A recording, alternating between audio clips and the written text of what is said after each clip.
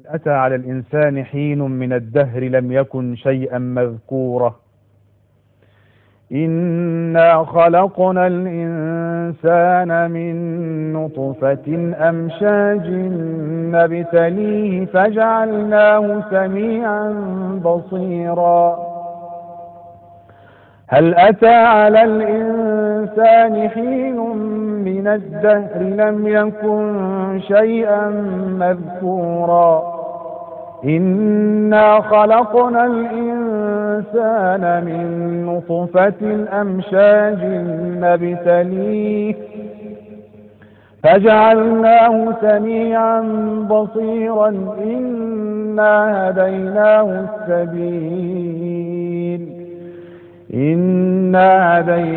السبيل إما شاكرا وإما كفورا.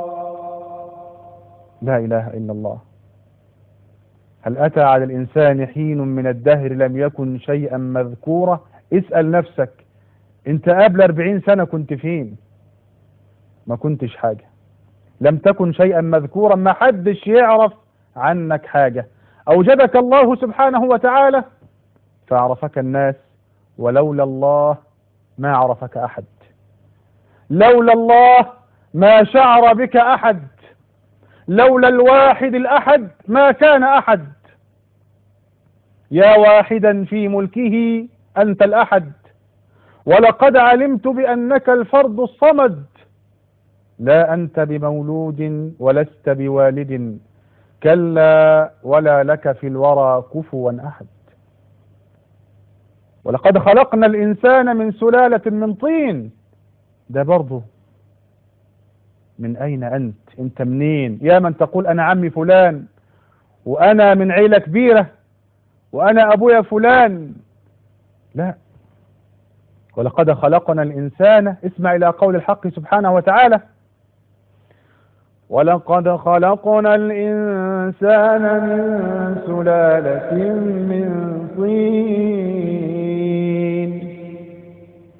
ثم جعلناه نطفة في قرار مكين ثم خلقنا النطفة علقة فخلقنا العلقة مضغة فخلقنا المضغة عظاما فكسونا العظام لحما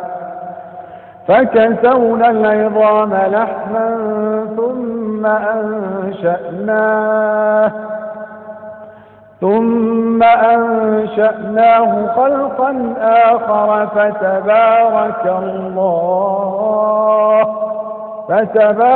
الله أحسن الخالقين. ثم إنكم بعد ذلك لميتون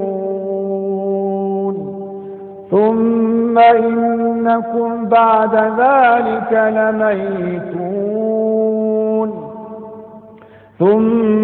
إنكم